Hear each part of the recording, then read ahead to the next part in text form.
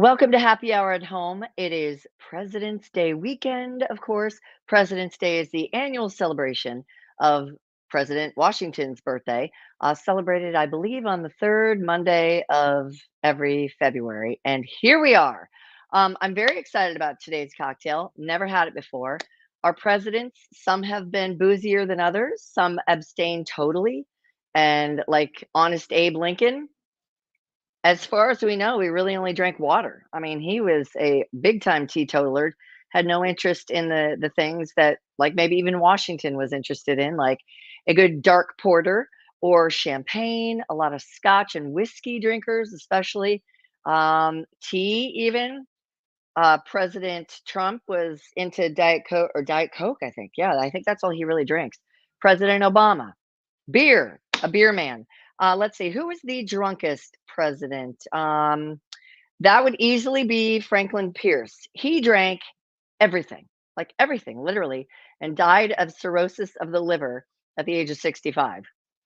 I mean, back in the day, I mean, to go that long, if you got a problem, good on you, but what a way to go, actually. Let's see, Rutherford B. Hayes was like strictly non-alcoholic bevies. Scotch, tea, mint juleps in there. Kennedy loved a good Bloody Mary. You can have a good Bloody Mary, and you can have an absolutely terrible one. I'm sure he drank nothing but the best. Nixon, he probably had unquestionably the most expensive tastes in alcohol. He only drank the finest red wine, and often it was a $700 of red wine, a brand, I guess you'd call a house called Rothschild. I mean, good lord. Yeah, Clinton liked a good snake bite. If you've never had a snake bite, it's good. It's a lager and like a hard cider. Really good, half and half. So this cocktail is called the Orange Blossom, and it comes to us because I guess Ronald Reagan, born in 1911, it became very popular in the 20s and 30s. First time we see it in a book, it's in a book called, let's see, Old Waldorf-Astoria Bar Book that was first printed in 1935 by a man named Albert Stevens Crockett. And that's what we're going to make. Easy enough, easy peasy. It is an equal parts cocktail. You need 1 part gin. We're going to use the good old standby here from Kirkland, Costco, my second home. I'm going to use a little Martini and Rossi Rosso sweet vermouth, which again is the red vermouth, a fortified wine essentially with its own unique blend of this and that. And then fresh squeezed OJ, straight from a California tree. Fresh squeeze is going to be the best, actually. Let's see. Oh, good. Well, thanks for joining. Oh, you got a scoot? All right. Well, happy President's Day weekend, Kipper. And what do you know? I wasn't President Reagan's nickname the Gipper. I think it was. I think it was, if I do remember correctly. Appreciate that. And because I'm going to make it in a really one of my champagne glasses, I collect champagne glasses. This, I believe, was it's Lennox, but I think this was oh gosh, what's one of the designers? One of the designers, Spade. Kate Spade, and it has lovely little like 4-leaf clovers on it. I love this one.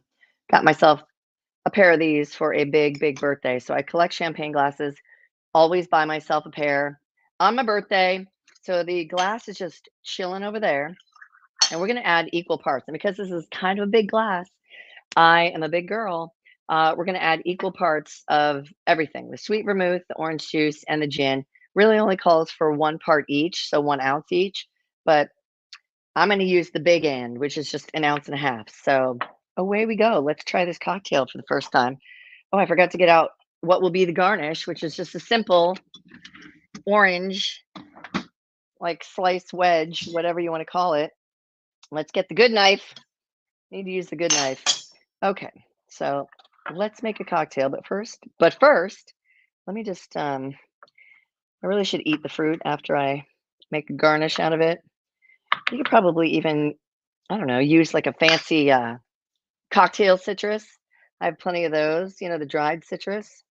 Love it. I didn't do a very good job cutting this, but who's going to complain? Not me. Not me. Okay, so let's see here. How do I want to do this? I'm going to do it in like quarters. And I'll just cut a little slice in there so it will go on the glass easily. And thanks for joining me. How's everybody doing? All right, here we go. We're making the orange blossom cocktail. I suppose since it has orange juice in it, it's perfectly acceptable to have at breakfast. I mean, just putting it out there. Okay, and I only have a bit left of this, but should suffice. Okay, this is like I said, it's like a fortified red wine. Red wine, orange juice, and dry gin. I'm actually using a London dry gin. If you were making this kind of according to spec, you probably would want to use Old Tom's gin, which was what the book called for and which was quite popular during Prohibition. Okay, here we go. Let's give her a shake. I know we're shaking gin. What are you going to do? But a drier gin like Old Tom would probably be a little sweeter and a little softer, whatever. London dry gin takes a little bit of the sweet out. So, but I'm sure there's going to be plenty with the red wine and the OJ. Give it a good shake. I never count. I just wait till the shaker is good and chilled and gets a frost on the edge. Like yay. Okay. Pour that out. It's got a little frost on the glass. I'm gonna put my garnish on here. Whoops. It's okay. The counters are clean. Actually, I want it the other way because I want it that way. All right. Playing some presidential music for you today. Okay, you can just kind of hear the ice breaking up too. Here we go. The orange blossom. Yes. A little darker orange, obviously. Not quite as dark as I honestly thought it would be, though. I'm glad I upped the portions a wee bit. Let's try that.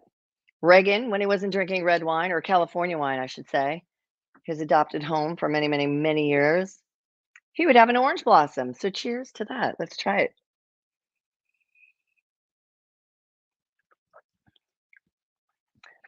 Oh, that's good. I think that, I mean, it must be the gin and the vermouth. It almost has kind of an herbal taste to it, but it's really good. I'm gonna have to go call out the neighbors now. Equal parts sweet vermouth, gin, dry gin if that's all you have, and fresh squeezed orange juice. I'm telling you, it's gonna make all the difference. Happy President's Day weekend. Thank you guys for watching. I will post a pic of my concoction and the recipe along with a link to the video. Please like and subscribe, and thank you for watching. Have a great weekend. Be safe, and chip chip cheerio. Hail to the chief.